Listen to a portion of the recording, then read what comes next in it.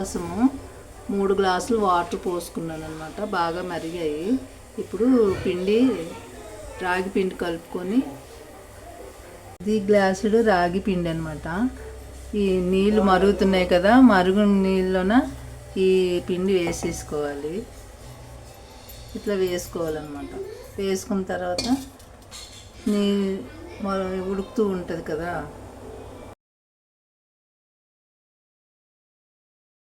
ఇప్పుడు ఉడికిపోయింది. ఇట్లా పిండిలాగా ఉంటుంది కానీ లోపల ఉడికిపోతుంది అనమాట.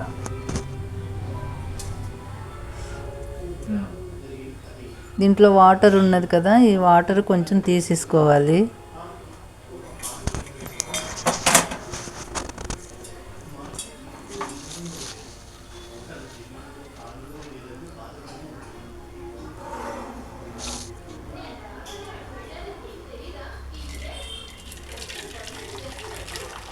ఎందుకంటే ఎక్కువ నీళ్ళు అయిపోతే అది పల్చన అయిపోతుంది అనమాట. అందుకోసం కొంచెం వాటర్ తీసేసుకొని కలుపుకుంటూ, ఒకవేళ సరిపోతే మళ్ళీ ఆ వాటర్ వేసుకొని కలుపుకోవచ్చు అనమాట. ఇలా పెట్టుకోవాలి.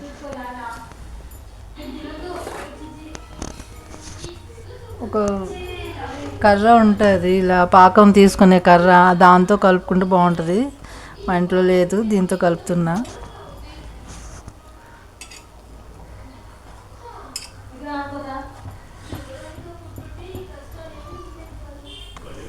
ఇప్పుడు ఇలా కలుపుతుంటే ఇలాగా గట్టిగా అయిపోతుంది అన్నమాట. బాగా కలపాలి, మెత్తగా ఉండలేకుండా బాగా వస్తుందండి బాగా కలిపితే.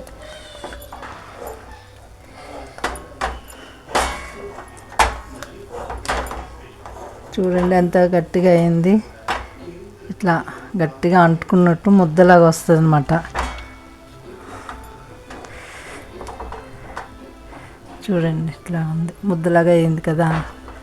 ఇట్లా దీంతో మటన్ జ్యూస్తో తినచ్చు, చికెన్ జ్యూస్ వేసుకొని తినచ్చు. మళ్ళీ నువ్వుల నూనె కొంచెం వేడి చేసి ముద్ద మధ్యలో వేసుకొని దాని మీద వేడి మీద బెల్లం ముక్క పెట్టి తింటే చాలా టేస్టీగా ఉంటుంది. అలాగే నెయ్యి కూడా వేసుకోవచ్చు అనమాట.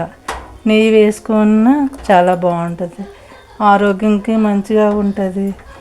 బలం కూడా ఇలా తింటే చాలా టేస్ట్గా ఉంటుంది. అప్పుడు వాళ్ళంతా ఇలాగే తిని బలంగా ఉండేవారు. ఇప్పుడులాగా పిజ్జాలు ఏం తినట్లేదు కదా, తినేవారు కాదు. అప్పుడు బాగుండేవారు. ఇప్పుడు అన్నీ తిని ఆరోగ్యాలు చెడగొట్టుకుంటున్నారు.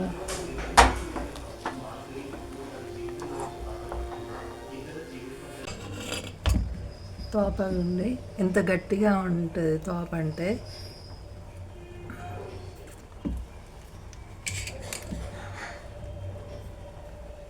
నేను చూపించడానికి కొంచెం వేసుకున్నా. చికెన్ అండి, చికెన్ ఇట్లా వేసుకొని తింటే చాలా టేస్ట్ ఉంటుంది. ఇవ్వండి తీసుకుంటున్నాను,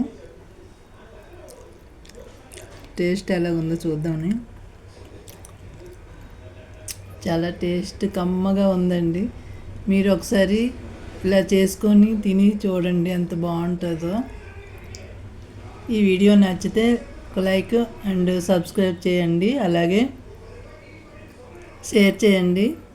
10 మంది తెలిస్తే మా వీడియో ముందుకెళ్తుంది, అలాగే వాళ్ళు తెలుసుకుంటారు కదా. థ్యాంక్ యూ అండి.